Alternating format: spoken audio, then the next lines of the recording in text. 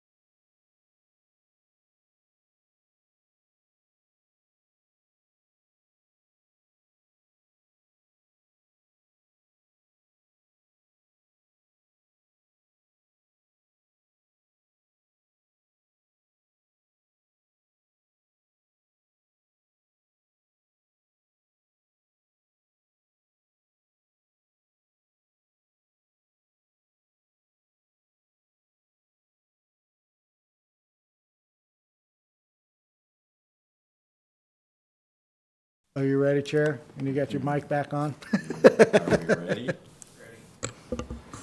Yeah. It is 6:21. I call the June 4th, 2024 regular meeting of the Franklin County Planning Commission meeting to order. Before we get into the meeting, I will turn things over to staff to discuss the meeting format.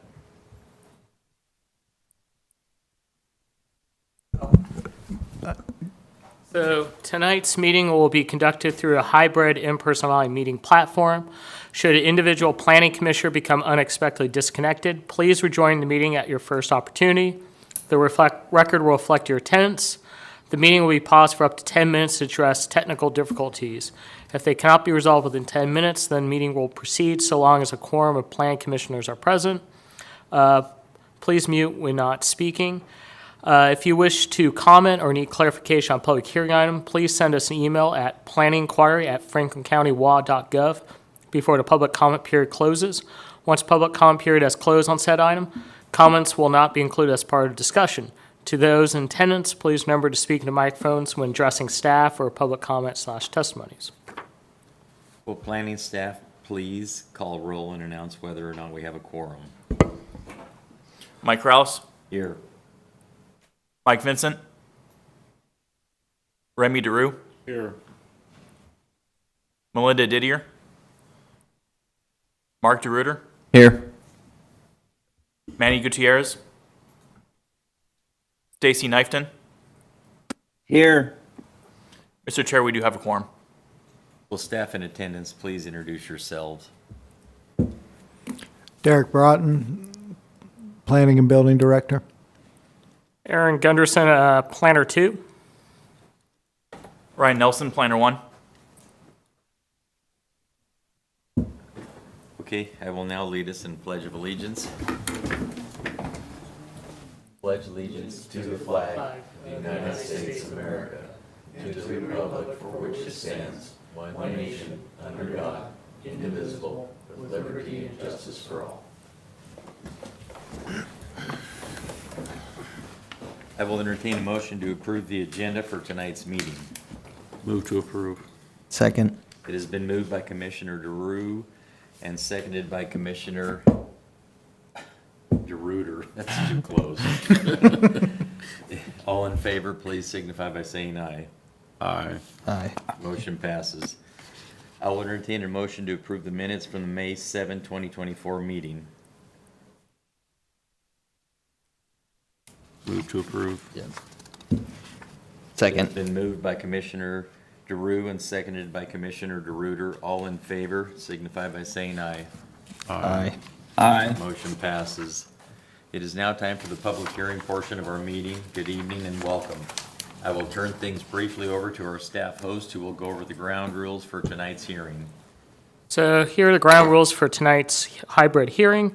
In-person public testimony, we divide in two groups, for and against/neutral. They'll be called upon to speak during their allotted in-person public testimony section, giving their name for the audio record and position on the proposal. WebEx public testimony will be called upon individually during the WebEx public testimony of the hearing, giving their name for the audio record, as well as if they're in favor, neutral, or against the proposal. Please remember to mute audio when not speaking. Email comments received during the public hearing will be read into the record by staff after the WebEx public testimony section of the hearing. All comments and questions shall be addressed to the Planning Commission and shall be relevant to the application and not be of a personal nature. Each speaker shall have 5 minutes to provide testimony and shall speak into the microphone. Please avoid repetitive comments. If there are a large number of speakers who are part of a group or organization, please select a representative to speak on behalf of the group. Behavior such as clapping, booing, hissing, or remarks is prohibited. Every citizen here tonight should have the opportunity to testify without such distractions. Are there any questions regarding the public hearing ground rules?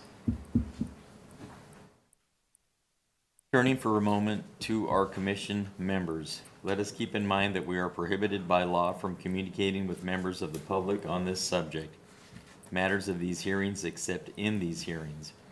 We also may not participate in a discussion in which there is an appearance of conflict of interest to the average person. So let us take a minute to consider as to the matters which are before us for the hearing today. whether we have had any ex parte communications, whether we have any ownership interest in the properties, whether we have any business dealings with proponents or opponents of the matters, or whether we have business associates or immediate family who may either be benefited or harmed by a decision in these matters. Are there any commission members who have declarations at this time regarding any of the items on the agenda? Let the record show there were none. Is there anyone in the audience this evening who would object to any commission member hearing any of the items on the agenda? Let the record show there were no objections. The order of the hearing shall be as follows. 1, planning staff shall provide a staff report. The commission may ask questions of staff. 2, the applicant or applicant's representatives presentation. 3, in-person public testimony for, against, or neutral regarding the project. 4, WebEx public testimony for or against or neutral regarding the project. 5, email public testimony for, against, or neutral regarding the project to be read into the record by staff. 6, final staff comments. 7, clarification of public statements that occurred during the testimony portion of the public hearing. 8, close the public hearing and planning commission discussion of the proposed action. Are there any procedural questions before we begin the public hearing? Seeing none, item number 1 is a public hearing filed for CUP 2024-6, SEPA 2024-7 is a proposal to allow for deviation to the accessory structure standards in the rural community RC1 zoning district. The requests are for the accessory structure to be placed in the front yard area to extend the roof height limit of 18 feet from the midpoint of the roof. I declare the public hearing for CUP 2024-6, SEPA 2024-7 to be open at 6:28. May we have staff present the staff report, please? Thank you, Chair. As mentioned, this is a conditional use permit for the purpose or for a request to place an accessory structure in the front yard of a residence in the RC1 zone and to deviate from the 18-foot as measured from the midpoint of the roof, or otherwise known as 18-foot average roof height.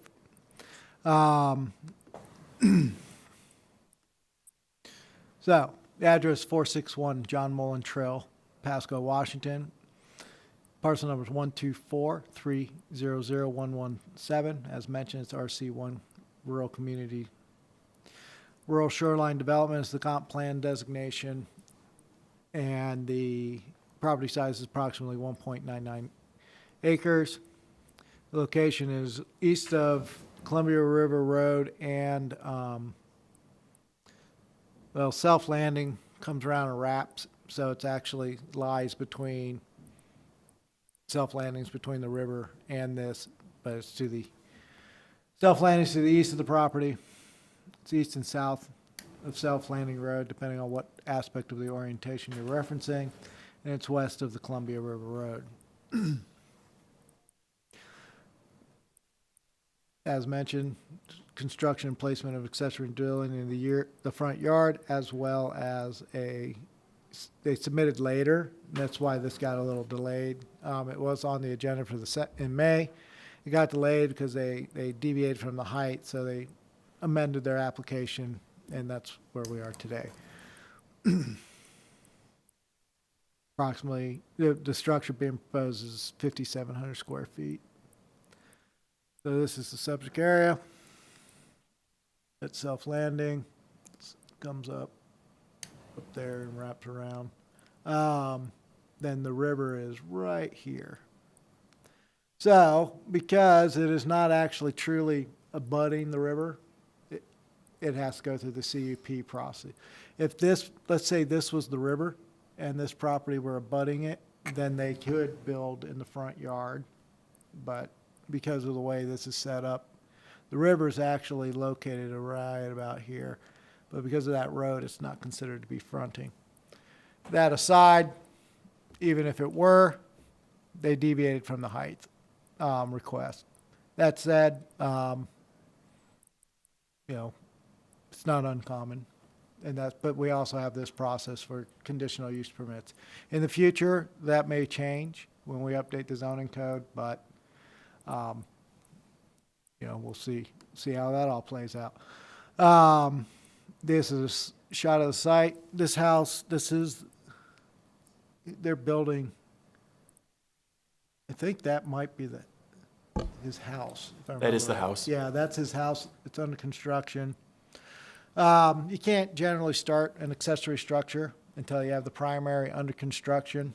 We'll work with them, do it simultaneously because it saves them on cost. You know, you got mobility costs, things like that. You can get all of it delivered at once for the two, you know, whatever. But it helps cut their costs. So it's not uncommon for a simultaneous request, but we do require that both the house at a minimum, the permit for that's been paid for and picked up and under construction, before we generally will allow them to do that, especially in these RC1 zones. So this is a layout of the property. That's where the location of the building. The road is right here. Fraser is what it's going to be. There's no access to Self Landing. That's just a 20+ degree slope. I mean, it's pretty dramatic, and it's about 200 feet down. Maybe more. So, on or about April 11th, staff sent notices to technical agencies, property owners within 1 mile in the Franklin County Graphic. And then on April 24th, we posted a pending land use action sign on the property and made a optional determination of non-significance. Optional determination of non-significance basically means that we think it's going to be a DNS. It goes out for agency comment and public comment. We take those comments, we review them. If there's material changes that we need to do or something like that, or things come up during the hearing, we may change that to a different SEPA designation. I do not think that's likely in this case. There's generally not a lot of extra conditions or weird things for these types of applications. SEPA registry number is 202-401-488. Due to the fact that we initially noticed and then we had to delay, when we got the notification, it was too late. So we had to go and renotice it again. So that occurred on or about May 9th. And then everything else was updated to reflect the new application as well as the new date for the hearing. Franklin County, our comments, shall comply with the standards of currently adopted state building code. It will need to be fully engineered as the wall height is over 10 feet. Application will need to follow the provisions of Franklin County Code, which they are, which is why we're here. Shall follow the provisions as amended. It's 17-1803-08. Oh, that's the height thing. Or that's the placement and where it discusses height in the code. Till such time an approved fire suppression system or fire hydrant meeting the fire flow requirements becomes operational and is located within 500 feet of the property, existing or future structures placed on the parcel shall follow the provisions of the Franklin County Code. Now, these properties will eventually be served by the Riverview water system. This is a little ahead of that. They expect final approval on the water system to be in 25. So, as you saw on the site plan, they're set at 20. That meets current code. If they try to go within that 20 feet, they'll need to have either a fire suppression system, something set up that's been approved by the fire department in order to breach that 20-foot side setback. Or they have to wait until the fire extinguishers or the fire hydrants go in, at which point they would have fire at 10 foot. But because of the timing of the application, unfortunately, they're ahead of the fire suppression system. However, a landowner can do alternative methodologies. So if he decides to do something to breach into that side setback, he'll have to have an approved fire suppression system on it. And that approval comes from the fire department. It's basically what Fire District 3 says is is acceptable to them, is acceptable to us.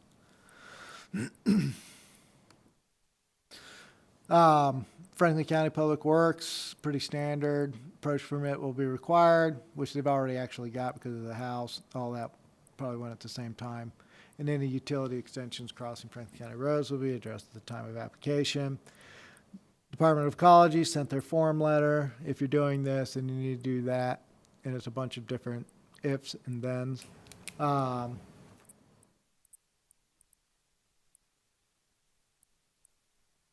So in the health district, they have recently added tank storage to their septic plan, but they're okay with it, so we're okay with it. As mentioned, it was just to be placed in the front yard. That requires a conditional use permit. Then part of the reason why they, because they've got this grant to view easement, which I'll show in the next slide. So nothing over, that was delayed. Nothing over 4 foot can be constructed in this area. The covenant that runs with the properties. It's in order to maintain and ensure view sheds.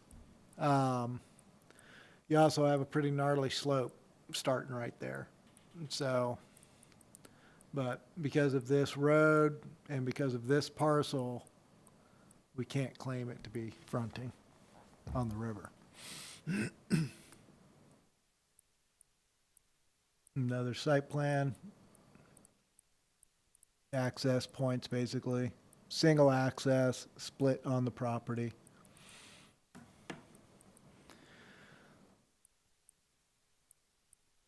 As mentioned, nothing can be placed in that easement.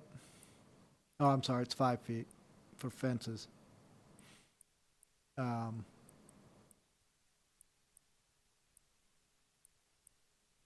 Prior to the public hearing for this item at the May Planning Commission, we had new structural plans submitted, so, which elevated the pro structure up to approximately 19 foot.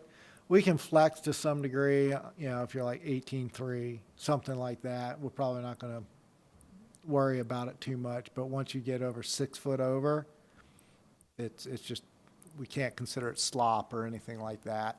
The reality is on a build, you could be off by a few inches in elevation depending on what happens with the grading. Various other elements could flex that a little bit, but at 6 inches, you're getting pretty catastrophic. That's a big differential. So at 9, so generally when we see a peak that exceeds 22 foot, we know that it's probably going to exceed that height limit. 25 foot will definitely. A new building height exceed the new, which I just went over. I'm not going to go through that again. Basically, the new proposal exceeded the height limit, so it's a double. The proposed use is in accordance with, this is our recommended findings of fact, is that the proposed use is in accordance with the goals and policies of the county development regulations and the applicable comprehensive plan. It will not adversely affect public infrastructure. It will be constructed, maintained, and operated. That entire area is soon going to look like that. Most likely, all of those people along that shoreline are going to be wanting their accessory buildings in their front yard. Maybe not, but I'm saying, so it's not that he's going to stop anybody. Basically, most people will probably follow what he's doing. So in that, along that edge, that's the only section down there through there that this becomes relevant or an issue.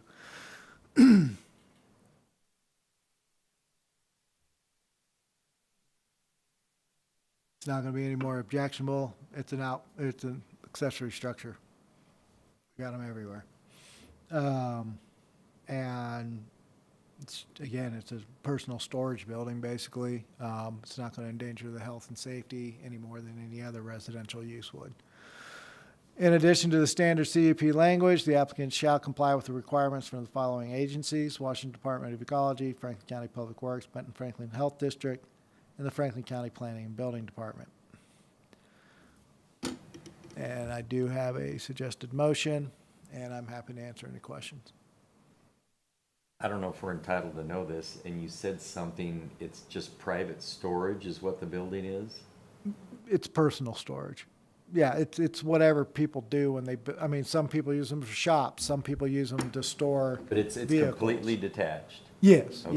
yes. All right. It's That's a fine. 5,700 square foot storage building, basically. 57? 100. Wow. Just for clarification, why is that considered their front Because of yard? where When the they're at. access is the other, not a private road that comes in? No. This, there is no access to. There's no, oh, They come in here. They gotta come in from the So other this side. is the front. that This is is the, Fraser Road, or what will Where is become the front? Fraser The Road. front is where your pointer is? Yep. okay, okay. Because that's why- where the access is. Access is determined by the front primarily. Other weird things can get in there, and sometimes I just have to make a call, but And So what looks like a road is not, no, it's Not like the the ro- old train track. this, gotcha, okay. Yeah. that is Self-Landing Road. Or at least Self-Landing Road is down there. It curves and then it just goes down to the Here, base of the the river. next one back. Where'd that go? So, see, Self-Landing Road. Okay, all right. But and then it just like peters out. It just like disappears. It doesn't even like end. It just kind of, and it's not there anymore. The right of view easement, how, did you say 4 feet? Nothing can be above 4 feet? My understanding was 4 foot. However, fences could go up to 5, Okay. but they can't be solid fences. So basically, you got to be able to maintain the view line. So, but that's only part of why. Also, again, look at the slope. Yep. I mean, that's pretty dramatic. And theirs is the back corner of the house. So that's the overall structure. It is 80 by nothing. Weird, I can't read what that number is, but no, it was 60 by, anyways. It's within the allowed square footage. It will probably use up most, if not all, of their total square footage allowance. Another dynamic with that is those are, those limits, the 2 and 2, those are by right. You can always go through this process too. So even if it exceeds the board, by approving it would, but it's not an issue. It's a big house. Any more questions of staff? Nope. Does the applicant or applicant's representative wish to speak? No? No in-person public testimony? Call-in testimony? Email testimony? No. Does staff have any final comments? Nah, it's pretty straightforward. Is there any clarification of public statements needed from the audience? No. The public testimony portion of public hearing for CUP 2024-6, SEPA 2024-7 is closed. Is there any discussion amongst the planning commission prior to entertaining a motion? Seeing none, I will entertain a motion. I move to approve. There's a suggested motion Oh, if you're sorry. looking to initiate an approval. I move that the Franklin County Planning Commission move forward a positive recommendation of the Board of County Commissioners and adopt the 6 suggested findings of fact and 14 suggested conditions of approval as detailed in the staff report and approve case file CUP 2024-6, SEPA 2024-7. I second. It has been moved by Commissioner DeRuiter and seconded by Commissioner DeRue that we forward to the Board of Commissioners a recommendation of approval for CUP 2024-6, SEPA 2024-3, with 6 adopted findings of fact and 14 conditions of approval. May we have a roll call vote, please?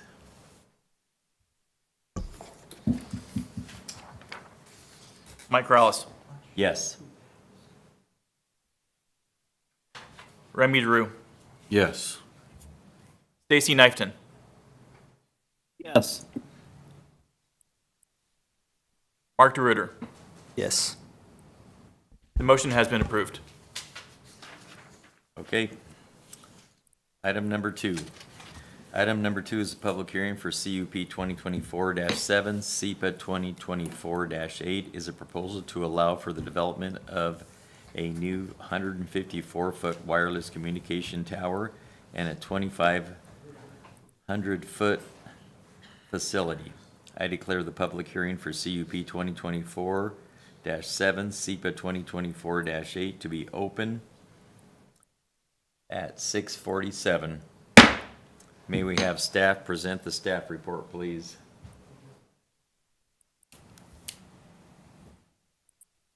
Thank you, Aaron.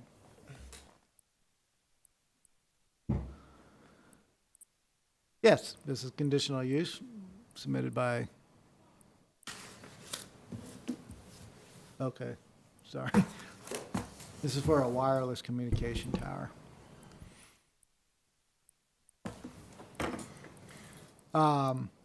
Property currently is not addressed, generally speaking. If there's no structure, there's no address assigned to properties. Exception to that would be maybe somebody needs power for a pump or a well house or something like that. Then they'll get it assigned because the power companies often won't give you power unless you have an address. So you either have a structure or some sort of need for an address. Otherwise, we don't address vacant property. Crop circles, if it's just may or may not have addressing, it just depends on exactly what amenities are on the property. But when there's a potentiality of people or things like that, or an actual structure that requires EMS potentiality, always has to be addressed, and it's one of the, people think your address is about your mail, but not so much anymore. It's more about allowing EMS to know where you are. Emergency medical services.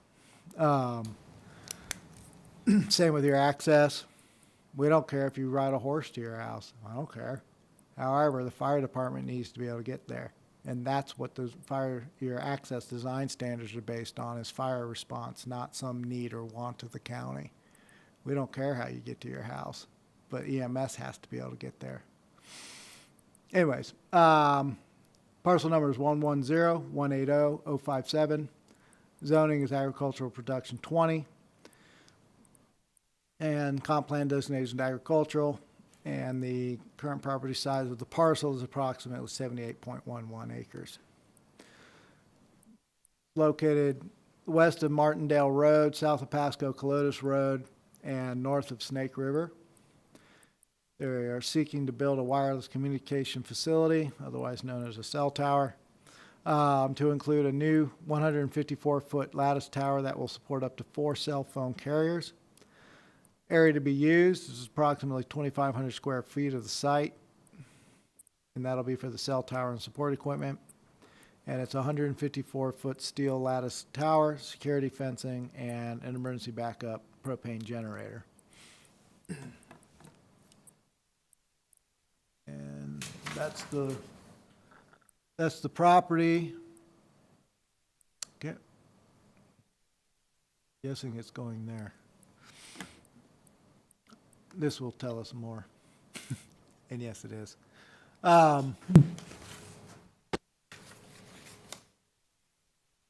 So it's just, it looks like there's orchards around it based on that last picture, and then maybe not orchard. Yeah, they are orchards.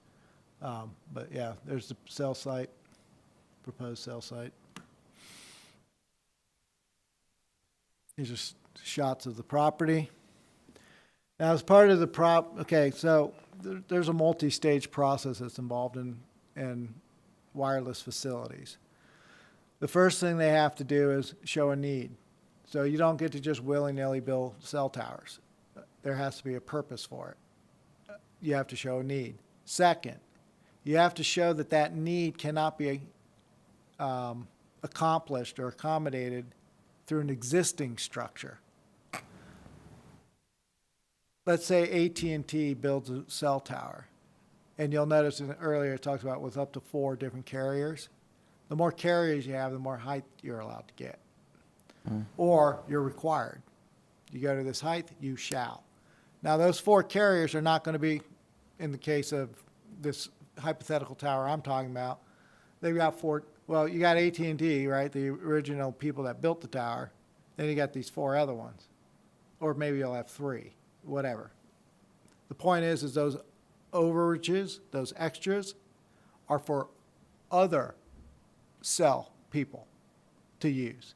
And the owner of that tower has to negotiate in good faith with those providers, even if they're a competitor, to utilize that space if they show the need. So it's kind of a strange dynamic. Generally speaking, cell towers are initiated or built by a specific carrier. In this case, I'm not sure if there is, but we do have. It said Verizon. Yes, It is Verizon. Verizon. No, Nope. no. She knows. In fact, yeah. In fact, believe it or not, as of about 5 years ago, all the all the cell carriers, AT&T, T-Mobile, and Verizon, they've divested across the country a majority of their towers to the likes of like American Tower, Crown, and that was in order to gain capital and, expand the network. So they had, dollars to build new sites.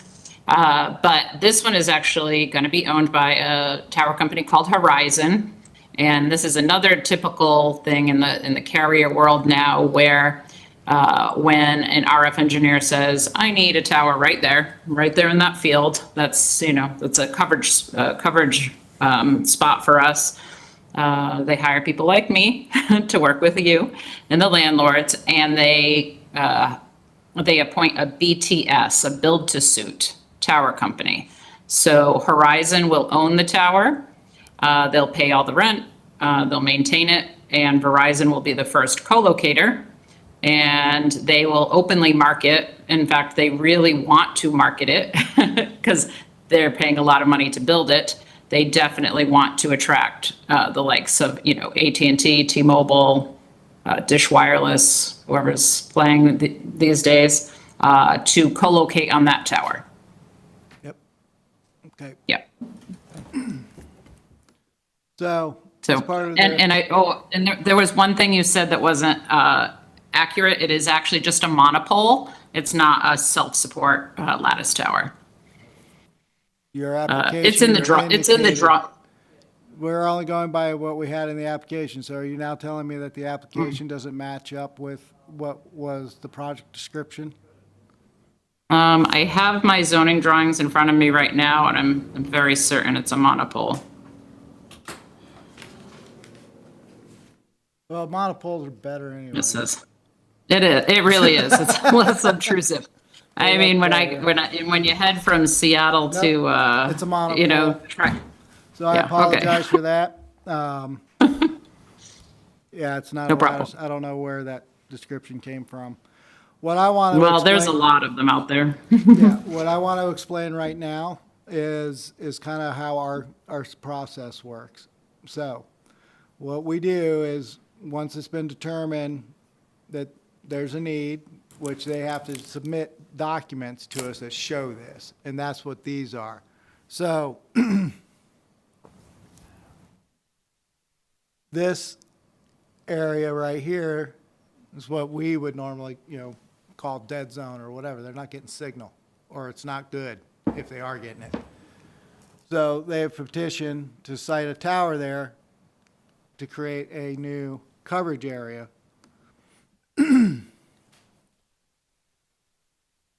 So this now, notice before, nothing. Now we've got activity. This type of thing, I'm not a genius on this stuff. The point is that they've shown the due diligence and the required, we need this. That's required by our citing code.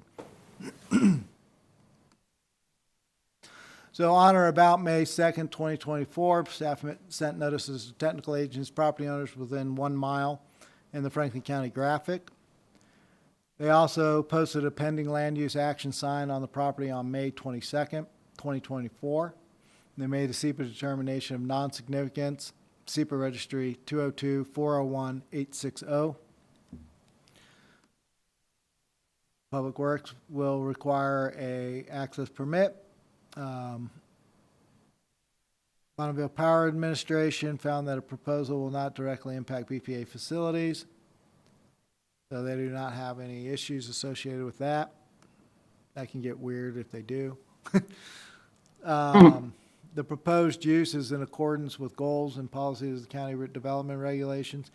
Look, we have severe issues with cell coverage, various other things, especially, you get around Pasco, it's golden. Along 395 corridor, it's pretty good. All of that. But you get out into those blocks. I can tell you I'm doing a lot of work in Eastern Washington right now, Central Washington right now, and Verizon is definitely leading the charge with expanding out into those more, beyond the highways. So there's more seamless coverage. the proposal will not adversely affect public infrastructure. In fact, it's going to help probably make some of it better. The proposal will be constructed, maintained, and operated to be in harmony. It's kind of hard to do that unless you make them do the weird fake tree things. But this, it's nothing to be, yeah, we don't see that being an issue. And again, that's part of why we have a conditional use permit process. We did not receive any comments against this proposal. Is that correct? And that about tells you what you need to know about whether or not it'll cause issues at this, Location, height of the structure, and site design will not discourage the development of permitted uses on property in the vicinity or impair the value thereof. Same thing. It's not going to, it's a small footprint, the footprint of this entire thing. Now, it goes up tall, but its footprint's smaller than most accessory structures, so there shouldn't be any issues. Issues of collapse zone and things like that will be addressed at the time of build and design, and it will be just structurally designed to collapse in on itself as opposed to lean over. But then there are clear zones and various other stuff for structures that may come into effect. But again, they're first in time. So anybody coming up after that, that would be kind of on them as opposed to them having to try to accommodate. So there'll be a circle, well, there'll be that type of information. And we'll look at that at the time of build, but everything around it's pretty much orchards or open space at this time.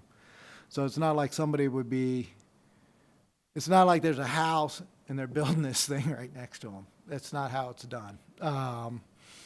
They don't want anything like that to ever happen either. So that's one of the big things people will often ask me, if it falls over. It's design to where they'll collapse as much as possible in themselves. And then when it comes to the development around there, we'll be aware of this tower. If there's any issues associated with collapse zone, we'll have to deal with that at that time. But it's not generally an issue. It's not going to be any more objectionable to nearby properties. They'll be, due to the height, there'll be flashing lights on it, stuff like that, but it shouldn't make much noise, if any.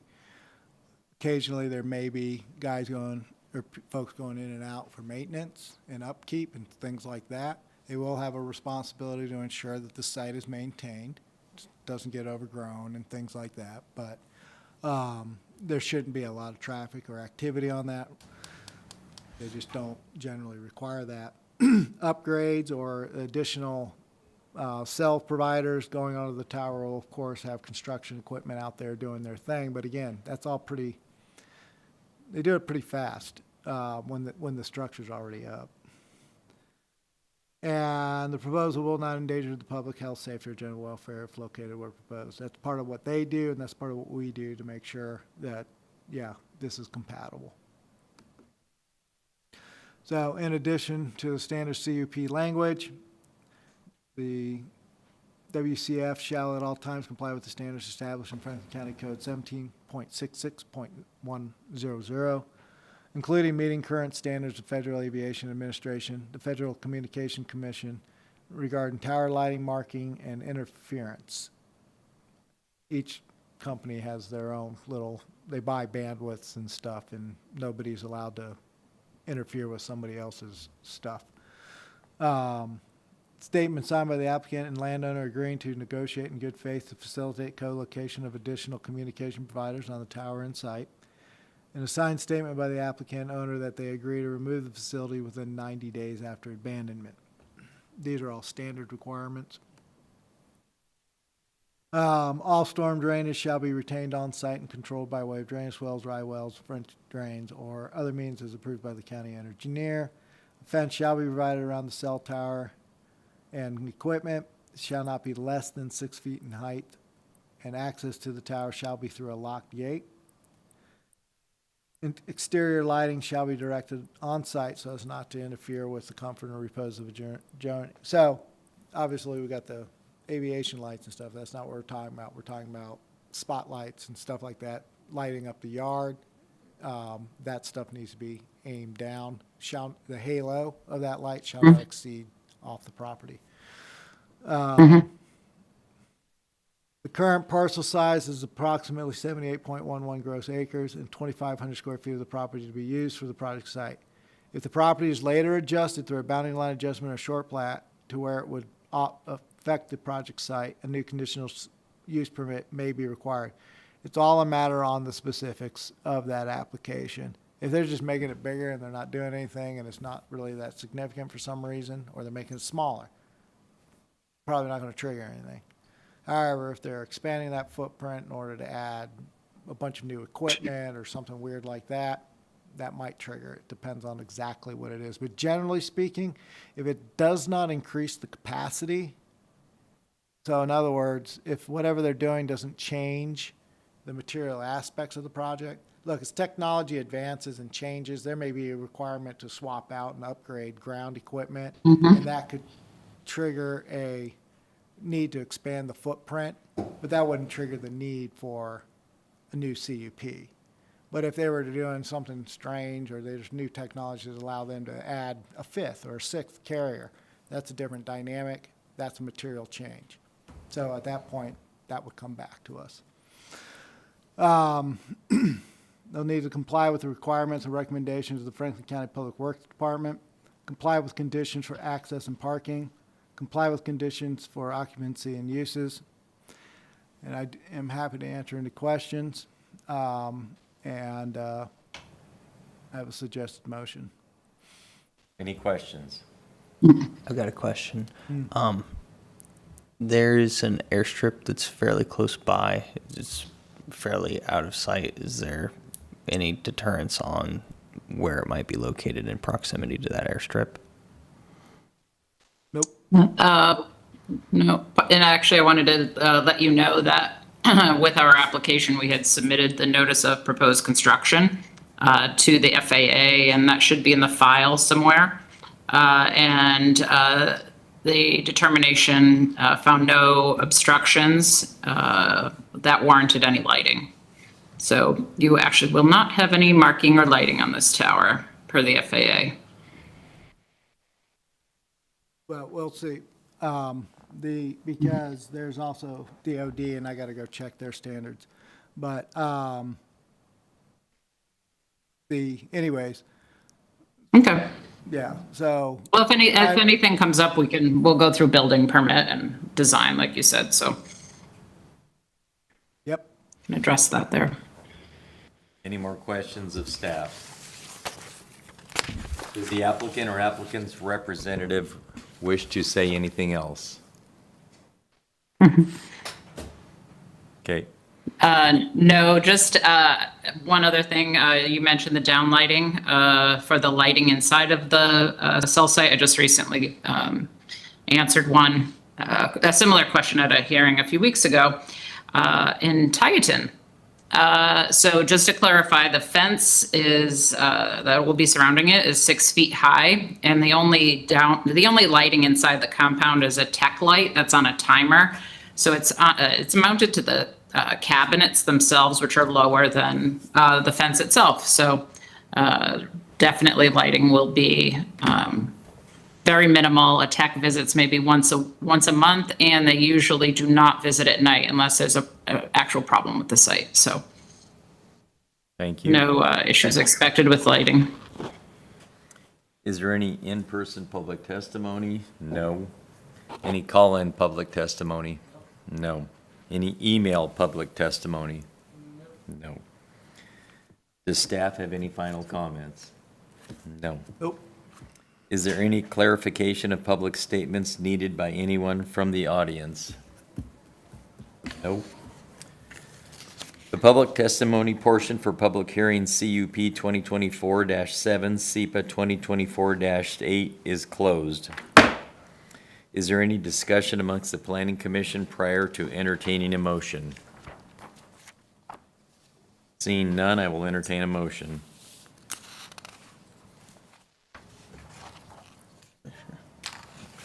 I'll move, do we have the, Oh, I'm sorry. Suggested It's motion. I was writing down oh, the I thing. didn't Got bring that. distracted. I have it printed out. I move the Franklin County Planning Commission recommend that the Board of County Commissioners adopt the 6 findings of fact and 15 conditions of approval detailed in the staff report and approved case file CUP 2024-7 and SEPA 2024-08. Second. It has been moved by Commissioner DeRue and seconded by Commissioner DeRuiter that we forward to the Board of Commissioners a recommendation of approval for CUP 2024-7, SEPA 2024-8, with 6 adopted findings of fact and 15 conditions of approval. Is there any discussion? Seeing none, may we have a roll call vote, please? Mike Corrales, Yes. Remy DeRue, Yes. Stacy Knifton,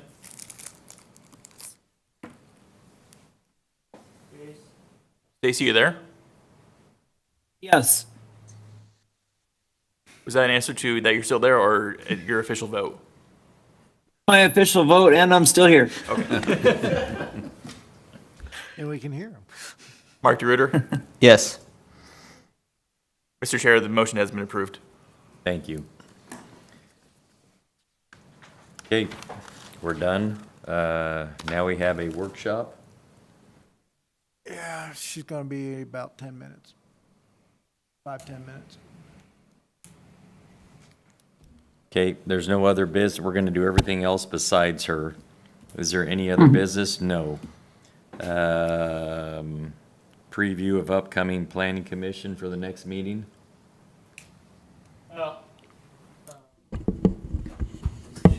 Okay, I should have brought this one a little more. So, yeah, we have about 3 items coming for next meeting. So I'm trying to think on top of my head. Subdivision. Yeah, we got a subdivision and two then a couple conditional use permits. Okay, So that's gonna be quite a full schedule.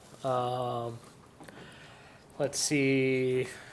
Trying to think what else we have. I know we've just moved a bunch of items through to the board. no then- status on those? I can Oh. get those. Yeah, you can. Okay. So, the ADUs have all been, basically everything was approved, nothing was denied. That we are apparently the comprehensive plan amendments for Underwood and Olberdine have been appealed to the Growth Management Hearings Board. I just By got the notice. state. Department of Commerce has filed a petition for review to the Growth Management Hearings Board. Then, trying to remember, you know about the PUD, right? They amended, so, remember a while back, I brought in the plan unit development, reducing the open space from 35% to 15%. This body voted to recommend approval. Staff recommended approval. It went to the board, and then it got hung up. And what happened was they never took a vote on it. However, some people think they did take a vote on it. It died on the vine for lack of motion, or lack of a second, I'm sorry. Died due to the lack of a second. So there's some, what? Oh. So then,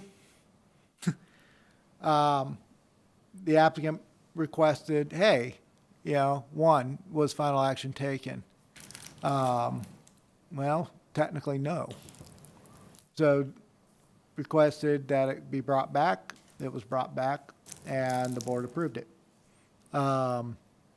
So but it was like 6 months after the hearing. So it was a little weird looking to some folks' eyes, but not aware of any, and we did look. There's no legal, it's just strange, the way it ended up, because it was kind of one of these, we're doing it through consent. Now, why? Why would that be okay, legally speaking? Because the hearings were already held. Comments were taken. The board saw the comments. They saw the packet. They saw all of it. It's just that there was a really long time between them finalizing either approval or denial and actual action. It being a legislative item, there's no timeline. Sure, it's preferred that you do it fast or whatever, but there's no requirement under the law. Quasi-judicial, like the stuff that we've been hearing tonight, that has, one touch, that's it. One hearing, due to it's more structured because it's quasi-judicial. Legislative is like policy stuff. So the county can take whatever amount of time they do. As long as they hold the hearing, they can wait as long as they want within reason, because everything that happened at the hearings is in the record, and that's what they make their decisions based on. For a quasi-judicial, it's closed. This is not. Legislative actions, zoning code. The zoning code, it's the same thing. We're doing all of it. This was just one piece of it. We'll talk about it for months. Then we'll talk some more, at each stage of the process. The board may hold multiple hearings for it. It could take months for them to approve it. All depending on, because it's legislative, it's law. It's creating law, as opposed to in a quasi-judicial situation, you're reacting, or the application must meet law. There's just different dynamics. So that's that. Then, like I said, all of the ADUs. I'm trying to think of what else was there. Because we slammed out a whole lot of things. Yeah, there's the irrigation store. Oh, yes, thank you. That's the last one. The Aquatech has been approved to move to their new site. I think that was about it at this point. So Okay, I thought I saw somebody sneak in here behind me. signing of the bylaws, we're gonna finish up with this stuff. That was for the This is the time thing. change? We have the approval, but I have not been able to get anybody to sign it, because the last time I brought it in, there were two fundamental errors on the signature page, and I'm not allowed to doctor that page. We had the wrong. For the time change of the meeting? Yeah. Okay. It's happened, but we just haven't gotten the thing. See, I Okay. have to update the new bylaws to reflect that. And all of the members of the commission have to sign. That's part of it. Plus, we still haven't figured out who the secretary is, but I think it's Ryan. Okay. So, That said, I know that you're anxious to get out, so if it's okay with the chair, I'm going to hand things over to Nicole to let you guys, some of you have seen this, some of you haven't, but we're not doing this again. So for those that have seen it for their third time, you will not. Doing you this will- again, what do you mean? We're not doing, we're going. Oh, moving forward. After this, we're going. Gotcha. If somebody needs to catch up, we'll figure out some other way. We're not going to start this more than 3 times. Gotcha. Because we've already tried to kick it off twice, and just things, the board, the commission got, well, half the people weren't here, so this is pretty important. So I'm going to get out of the way, though, and do you need this? Talk to Aaron, because there's something goofy with it. It won't do the normal. He's going to have to basically share. There's something with the way that's got. Yeah.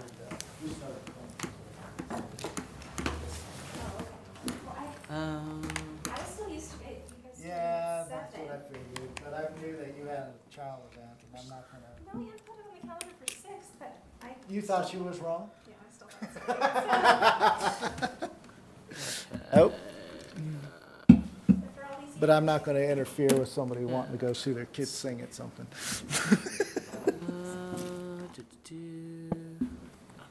No, I just, we are broadcasting. yeah, I'm just trying to, because it's like on screen share mode. Okay. Why does it, this trackpad sucks. This microphone's working. I can start by introducing myself. Oh. Will that work? Are we already ready? You're that quick? Now, is she gonna be able to click? Do I need to click it for her, or can she use this thing? Oh, okay. Probably be able to do it. All right. Well, good evening. Thank you, Chair. My name is Nicole Stickney. I'm here with you tonight from AHBL. We are a consultant that works for the county from time to time as needed, kind of on an on-call basis. In the past, we've helped with updates to the county's comprehensive plan, with the update to the Shoreline Master Program, and other things kind of along the way. Division code, Title 14. Yeah, and we've helped with a lot of code revisions, and also I had spent some time in the offices during staff transitions, helping moving permits along and things like that. So pleased to be back and happy to be able to help Franklin County on a continuing basis. So what I'm here to do tonight is introduce, because we have new members in the Planning Commission, introduce our proposed adjustments to Title 17. That is the zoning portion of the Franklin County Code. And what's driving a lot of these changes is, as I'll explain, kind of modernizing stuff. Okay, maybe I cannot. You gotta click it on the pad, maybe? What's going on? There we go. It just takes a second, I see. Okay. Like it was working for me. So why are we proposing updates? Let me give you a little background information here. We want to ensure consistency where we can across jurisdictions. And what that means is we know that there are areas that are outside of the Pasco city limits but still within their urban growth area. And so we want to try to make sure that the permitting doesn't look a whole lot different between those annexed areas that are zoned kind of on a temporary basis that are expected to be annexed in later into the city. The idea being that if there's certain requirements, even things like setbacks and whatnot, it'd be nice to have things in alignment so that as future development occurs, things are compatible. Next, we want to comply with the Growth Management Act. So Franklin County is a fully planning county under the Growth Management Act. There's a subset of counties that either fall in or out of that category as being fully planning. Franklin County is a fully planning county by virtue of really the growth and the population, primarily in Pasco. But that means that we are complying with all aspects of the Growth Management Act. Some counties that are much smaller than us, say like Columbia County, for example, Asotin County, they are only required to partially plan, which means they're required to look at critical areas, which are environmentally sensitive areas, and also resource lands. But we are with the full gamut of the Growth Management Act. And then also we're looking for opportunities to clean up and modernize the existing code. There's interesting, archaic language, things like that are in the code. Things that have just kind of been continually maintained over time, but not cleaned up. And so it's a good opportunity to go through and kind of remodel things where we need to and make sure that we're using the right kind of language and doing it in a consistent way. Now I'll go over the overview of the proposed changes. I'm going to start with the organization of Title 17, and then I'll talk about regulatory changes and so forth.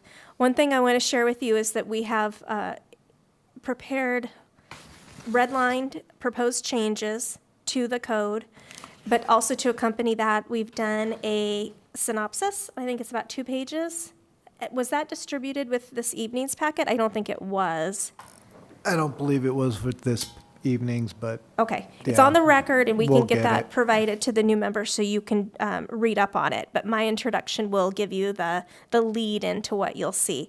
But we have prepared a summary sheet that kind of just gives you the high-level look at things so that it's not overwhelming. Because once you get to the actual code and you're looking at the red line changes, it's really long. There's some repetitive language just by the nature of it being code for the county.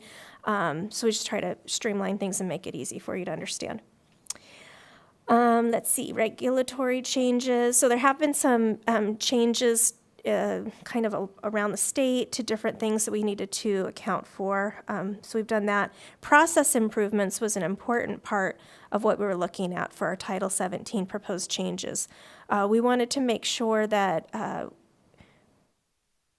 permitting was accurately detailed in the code, and that it'd be easy to understand and follow. So we've made improvements to some processes and how they're described, and even, I think, some changes to how we're talking about other departments, like Public Works, how that review happens, things like that. I mentioned modernizing language in the code. That's been pretty important. When we see things like, I don't remember the specific, it was like, I'm trying to think of the old term they used to use for hospitals for like crazy people, sanatoriums or whatever. Like you find words like that in it, and it's like, okay, if you're not familiar, you probably have to look that up. And, we just don't need language like that, so we're trying to clip that out. Clarifications and expanded detail is important, and then we're looking also for consistency and grammar corrections where those are needed. I'm going to bring up one other little pet peeve I have. Yeah. It's the citing of cobblers. For whatever reason, almost every zoning code I see specifically calls out where shoemakers are allowed to locate. Don't know why. Yeah. Because cobblers don't really exist and they don't really make any noise. So Yeah. what's the issue with calling out cobblers? And frankly, they don't call themselves cobblers. They're shoe repair guys now.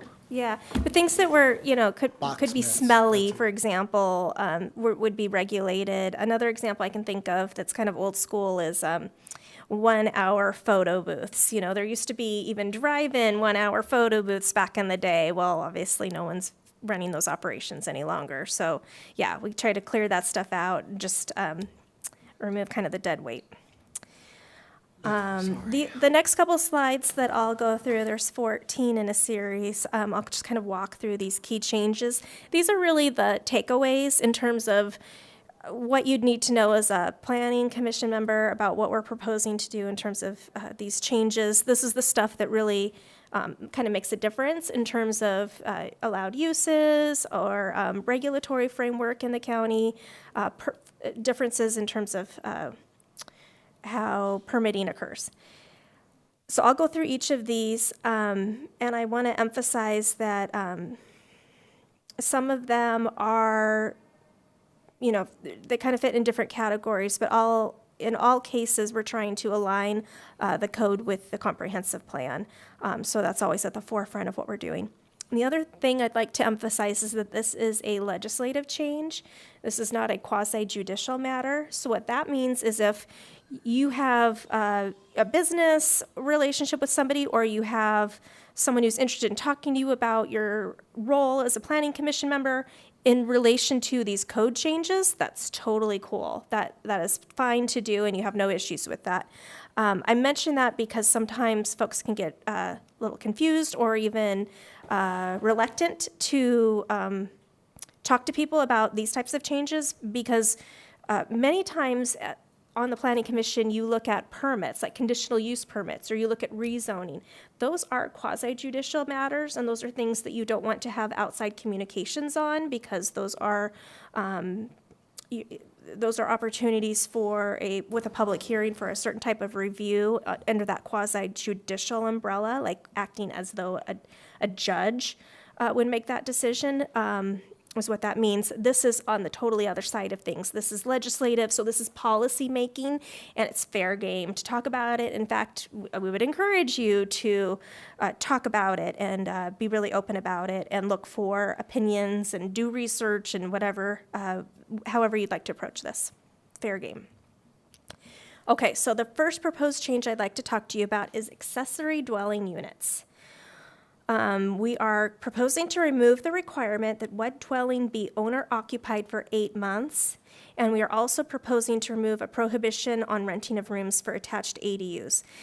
The idea is to deregulate a lot of these really restrictive requirements that we've put upon people in the county who have attached ADUs. This is a change that we're seeing widespread across the state. A lot of the changes are driven by the housing crisis. So years ago, when counties or cities were adopting regulations for accessory dwelling units, it was supposed to be really limited, and the idea was that if you had an owner that was on the property most of the time, that was going to be really helpful to maintain kind of like neighborhood character, quality environment, things like that. People were just worried about maybe creating transit housing. I'm not sure exactly what all the momentum was behind that, but the idea now is to move on from that. They didn't want Fonzie in the backyard. Because that's what Fonzie lived in, was a DADU. In terms of detached ADUs, what we're proposing is that one detached ADU would be permitted outright in all AP 20 and AP 40 zones that already have a permanent house. And again, that is pretty consistent with what we're seeing now in terms of modernizing codes across the state. You would need a conditional use permit in all the other zones. And we're also removing the requirement, proposing to remove the requirement, I should say, that attached ADUs would only be used to care for aged or disabled relatives. Many times you'd see where you have to sign kind of a covenant or get something recorded against your property that says, yeah, you agree to only be having relatives or people in certain conditions in your ADUs. And again, the idea is to just broaden it, not regulate it, not have the government looking over your shoulder to see who's renting a room from you, kind of a thing.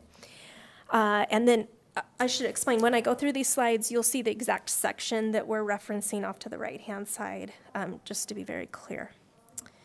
Okay, moving on now, planned unit development standards. We don't have any planned unit developments right now in Franklin County, but we do have standards for them. So, We've got them coming. what's that? I've got two. Two coming. Now, this might be something that we need to strike, because I think the county has, in the meantime, ever since we kind of launched this, made some changes to the PUD standards. So we're going to have to kind of crosswalk that and see what has already been changed. I think maybe the only change you guys made was for open space, but I want to make sure that our inline revisions, we probably need to make a little adjustment there to show what is changing, what isn't changing. But we are adding proposed development standards based on the comprehensive plan for buffers, also allowing for cluster development.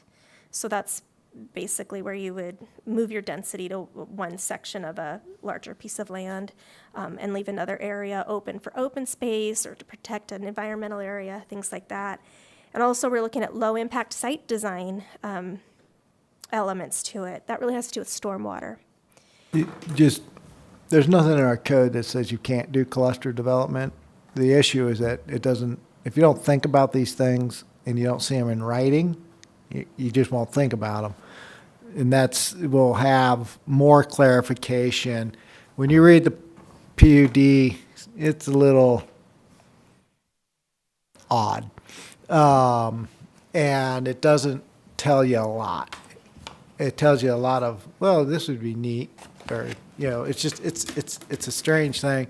And I can, in this whole, why would you have a master planning resort section separate when they're both basically the same thing? Yeah. It's things like that. So these are some of the adjustments that we're making, and Derek brings up a good point. A lot of what people are looking for when they want to do a project in the county or they want to do development in the county, they're looking for predictability.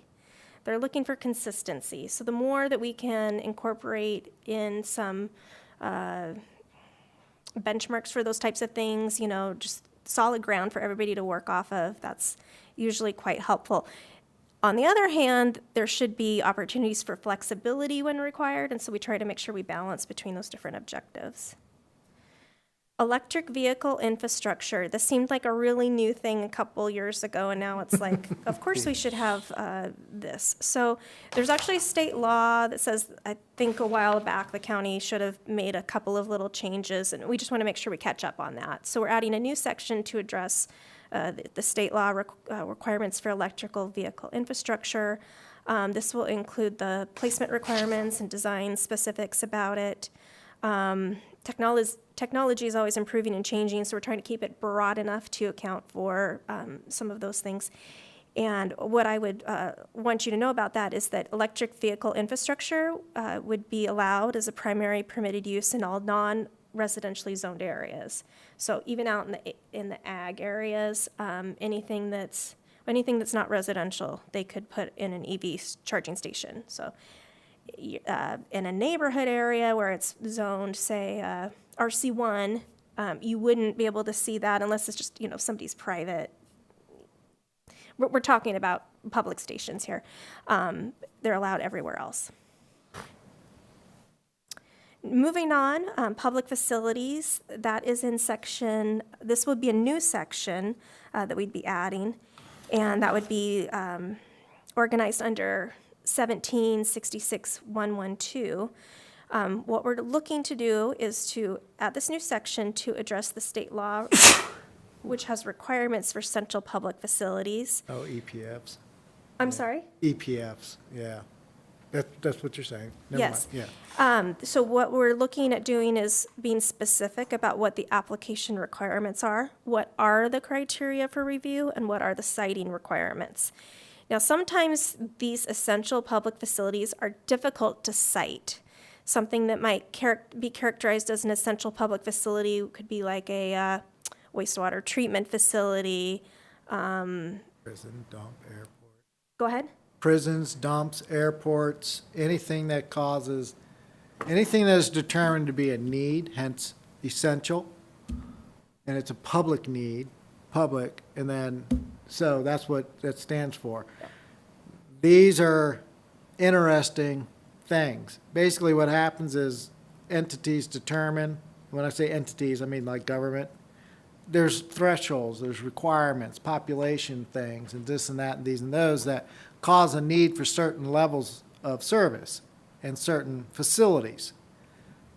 Well, sometimes you got to have a facility that nobody wants in their backyard. Prisons, airports, noise generators, smell generators, things like that. However, it's an uncomfortable or dirty little secret that we all need these facilities in order to exist as a society. So somebody's got to get it.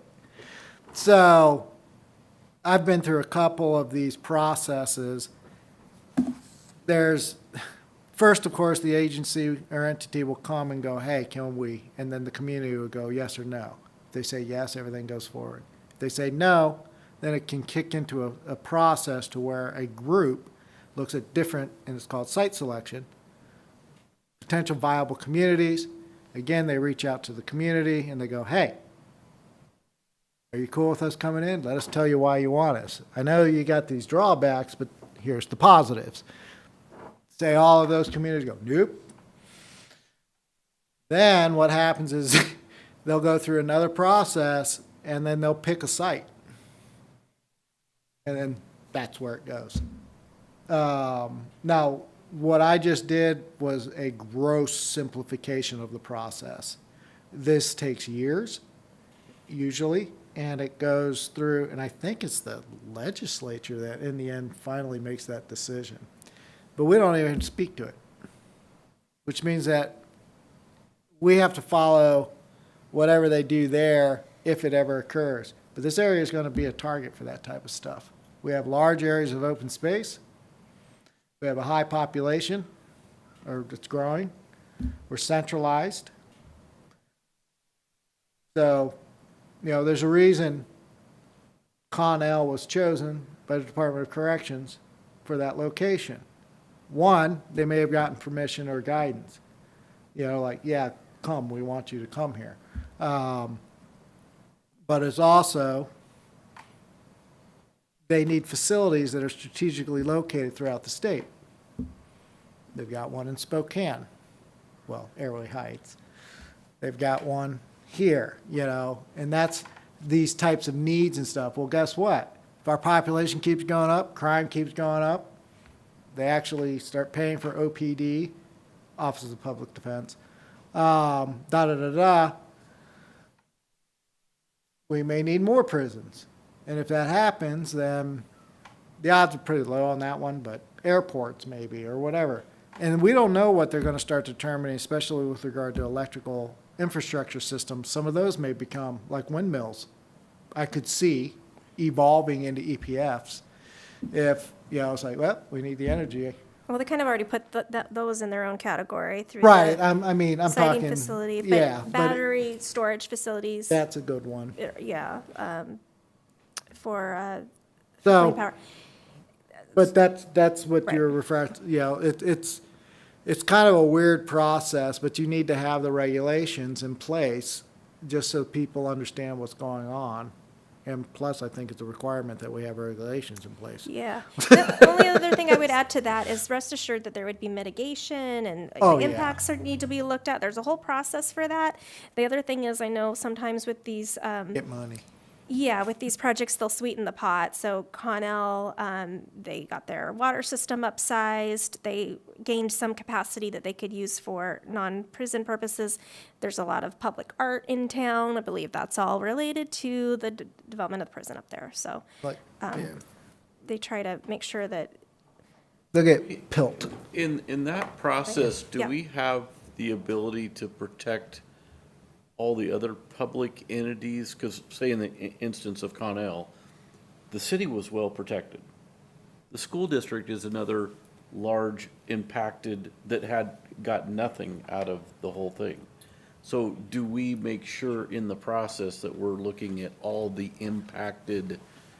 That's what, part of what this will do, correct, is that it'll lay out, these things will be looked at. in part, coupled with the Yeah. EIS process or SEPA environmental review process. These always trigger EISs. Yeah, I'm so that, aware I'm of. just, that's what I'm wondering, is they have, there is impacts outside. It's kind of snowballs a little bit. Right, but, and what has to happen in order for that, you know, for example, the schools. See, the schools should be paying attention, they should be notified, of course. They should be paying attention, they should then do that. Whether or not a jurisdiction is going to do that for a school district that's separate, that depends on the arrangements and relationships they have.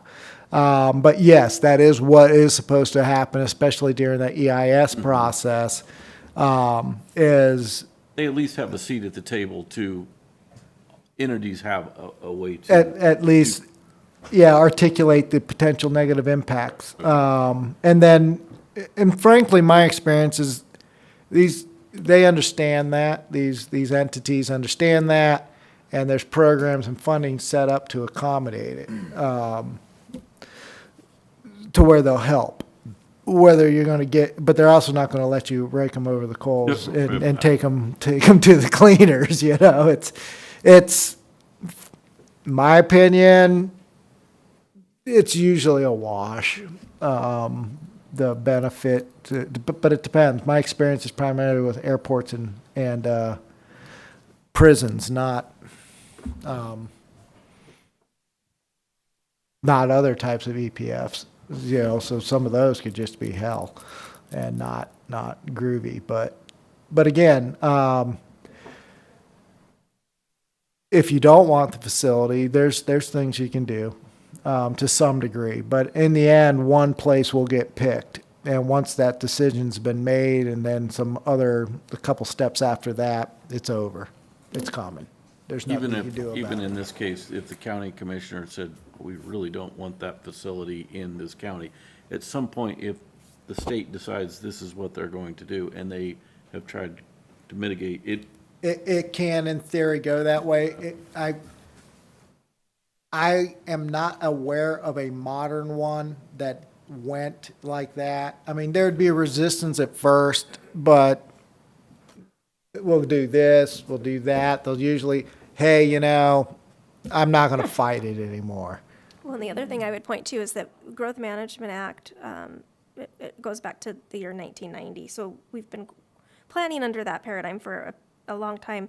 And I don't know exactly when these type of provisions were kicked in. It was probably in the interim period, but for some time, there's been rules on the books that say you can't prohibit certain uses just because Yep. you want them to go elsewhere. You don't want them in your own community. And so that's kind of the concept behind this too. And so that's the framework behind all of this as well. All right, outdoor lighting, this is really pretty minor, but we're updating the outdoor lighting sections so that they would be broadened and apply to all the zoning districts. Right now, interesting provisions are only applicable to the residential districts. Now, staff does a really great job of making sure that dark sky standards are implemented primarily through the SEPA review process right now. SEPA is kind of a nice catch for when we find that our regulations don't speak to certain aspects, because that can occur, of course. We're never going to have a fully complete code that addresses every scenario, but this seems like a good time to go through there and kind of clean that up and make that a little more balanced so that we're not applying restrictions on residential districts that we aren't also applying to commercial and industrial areas within context, right? It's all to be appropriate.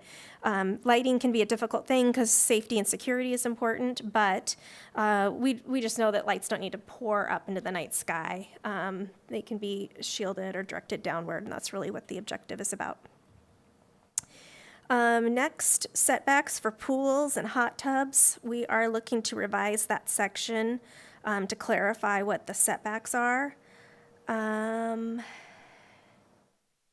Oh, and then we've got a note here that there was a public hearing back in June of 2023 where this has been in part addressed already. So again, because this has been a drawn-out process, there's going to be a couple things down the road where we're like, oh yeah, this has already been covered separately. And as we dig, even the things that we're looking at today, they may be different than what, like the ADUs. Oh my God, ADUs.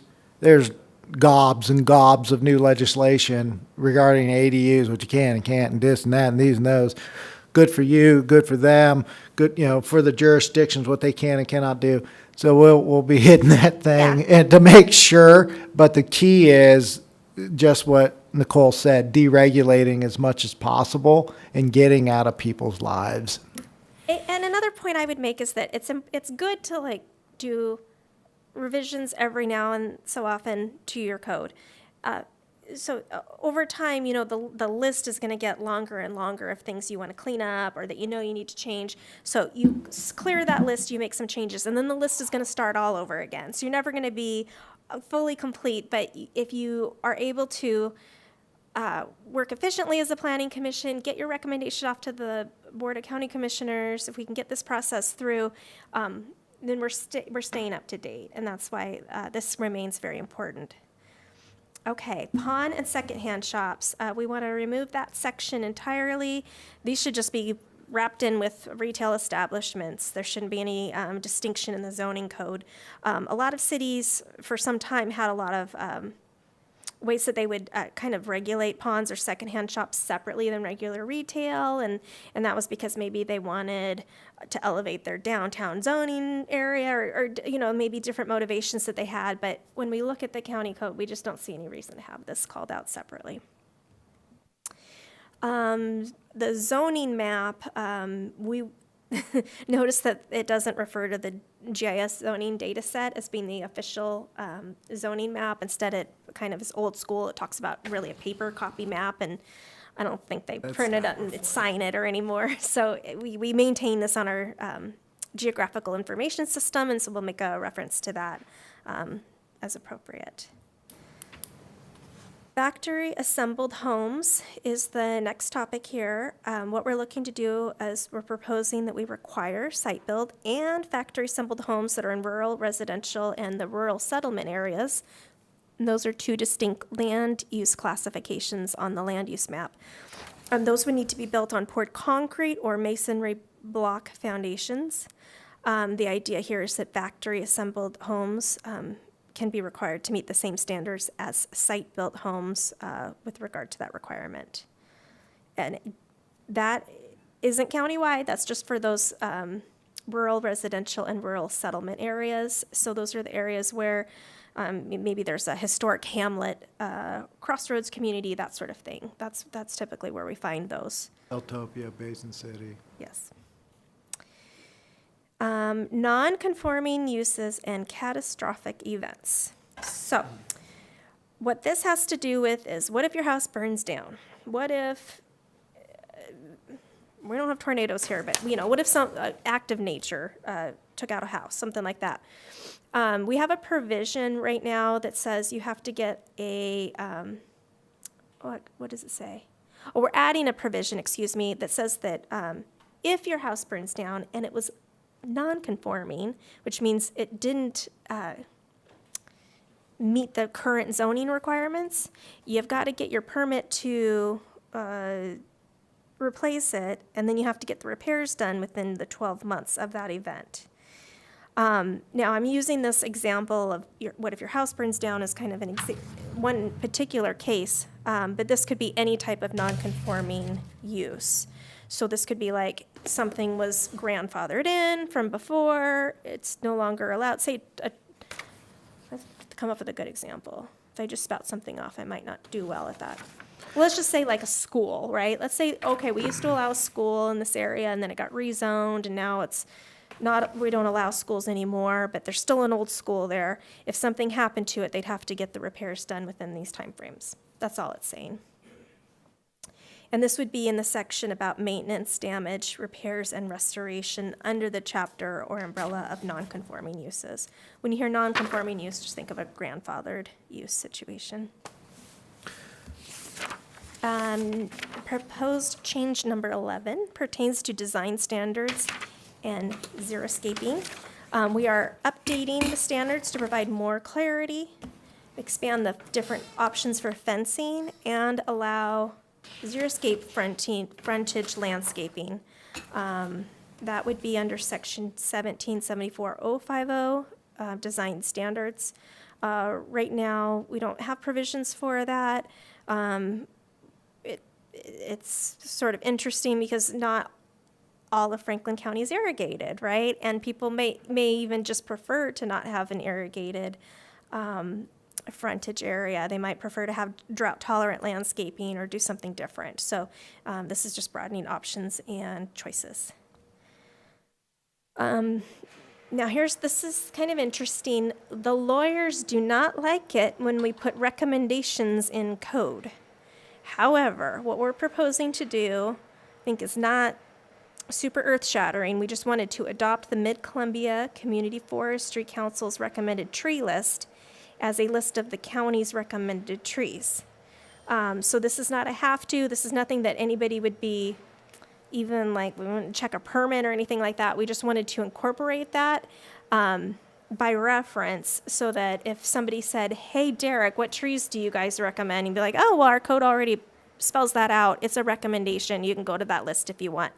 Those trees are appropriate because they're appropriate for the climate. they maybe are disease or pest resistant, you know, there might be good reasons to make those selections. So we just think that's a helpful thing. This is a minor change. We are proposing the renaming of a zone. There is a zone in the books that's called C2, and we think it should be renamed to RC2. I wish I had written down what that was, or I could flip to it right now, and I don't have it in front of Rural me. commercial zone. Okay, thank you. Commercial to rural commercial zone. It's coming back to me now. And that, I believe, is to not appear like the C2 zone in Pasco, which is totally different. So we're like, okay, if we call it our C2 zone, it's just easier for everybody. It's not confusing. For convenience sake, really. And then the other idea is to rename the general industrial zone to be called the medium industrial zone. I think we have a light industrial zone and a heavy industrial zone, and then in between it's called general, and we thought, let's call it medium. So, C1 and C3 actually only exist in the city. C2 is the county's commercial zone. We only have one. yeah. And then, same thing, I1 and I, or heavy, are are generally cities. I2, for some reason they put ag in the middle. Really, it should be completely separate. And I mean, I'm sorry, the rural zone, so it goes urban, rural, urban, on both of those designators. And it should be 1, 2, and then rural, or rural 1, 2. There should be a distinct difference between ag lands the rural lands, because our code is confusing. We have multiple zones listed that we don't even allow anywhere in unincorporated Franklin County, and we have no authority within incorporated. Yeah, yeah. So why do unless we you have have it? the backstory or the decoder wheel, you wouldn't know how to approach it. And so that's not great for a permitting system, right? Or when people want to do projects and they're looking at your code, it should be kind of spelled out for them. It shouldn't be confusing. This type of change is the sort of one where it's like, we're under the hood already, we're getting the oil changed, let's change the air filter while we're here, kind of a thing. This one's important to me, the right to farm notification and disclosure. Right now, the way that the county code is organized, you have a right to farm ordinance that's been adopted, and it's under a different title. Is it Title 5? It's under a different title in the municipal code. I propose that we put it under Title 17, under zoning, and the reason is this. Zoning confers certain police powers on the local government to control land uses and everything else. To me, that's a more appropriate place to put this. And also, if it's in the zoning code, it'll be seen. No one's going to like look through the whole code, say, oh, hey, do you have any provisions about farming? It's logical to put that in the zoning title. So that's what we propose to do. And then furthermore, we're beefing it up a little bit to say that disclosures need to be put on things like plats when subdivisions occur, so that people can be well advised if agricultural activities are likely to occur nearby. We want them to know that there may be occasional nuisances. Planes might fly over because they're crop dusting. There might be smells or odors. There might be fertilizer being applied next to your property if you're next to agriculture. So it's a way of protecting those activities. And again, just beefing up what we already have on the books and just moving it to a different place. I think it's super important for Franklin County. Okay, so if we can move on to the next steps, this is what it would likely look like. We'd want to open this up under the SEPA environmental review process, and that kind of does a full disclosure. We would put it on the SEPA register so that anybody around the state could, if they were looking for it, know that Franklin County proposes to change your zoning regulations. We would also send these proposed changes to the Department of Commerce. That is a requirement under the Growth Management Act. They get a period of time to respond to it. They also share this out to other agencies, which is a nice thing that they do. So if they are like, oh, Department of Agriculture, you might want to know about these changes, or they send it over to Department of Health or Washington State Department of Transportation, they take care of that for us, and they'll let us know if they have any comments or if we can be expecting comments from other agencies, which does happen from time to time. When we did our SMP update, I believe that we heard from Department of Fish and Wildlife, and some other folks. We had put down before that we could have a second planning commission workshop if necessary. We've definitely fulfilled that, so we wouldn't want to do another workshop. We'd want to get this on the road for a public hearing. We'd want to get this to where we can schedule this, put out the proper notices, and then ask people to come in and make comment, and go through that public process so that we can get towards adoption of this. Now, I did list that there could be potentially 2 public hearings. What I can tell you is because it's a legislative issue, we would need to have at least one public hearing, and that would be done before this body, the Planning Commission. If the Board of County Commissioners wanted to hold their own public hearing, they could do that as well, but that is not a requirement. The requirement is to have at least one public hearing. We can have as many public hearings as we need because it's a legislative item. This is another thing that I would signal is different than a quasi-judicial item where you're limited in the number of hearings and how that all needs to be done with closed record and everything else. Everything moving forward from here is open record, and we don't have any specific timelines. That's a good thing and a bad thing. If we had a certain time window we had to get this done by, we would have already got it done, I want to say. So a lot of times these legislative things kind of get kicked down the road because it's like, oh, you guys get so busy with permits and other things that you're trying to do, other obligations. So it gets kicked down the road, but we want to make sure we get this finished up, and then you'll be well positioned for your next round of periodic update that's down the road. So get this done, and so we can clean it up, get it onto code publishing, and move along. I've presented a lot of information. As I said, we've prepared a synopsis so that it'll give you kind of the rundown and refresh your memory about what I've presented and some other background information. And then, as I said, the red lines are available. It should be pretty easy to see what's proposed for a change versus the existing language. And then all along the way, you'll see just minor things changed.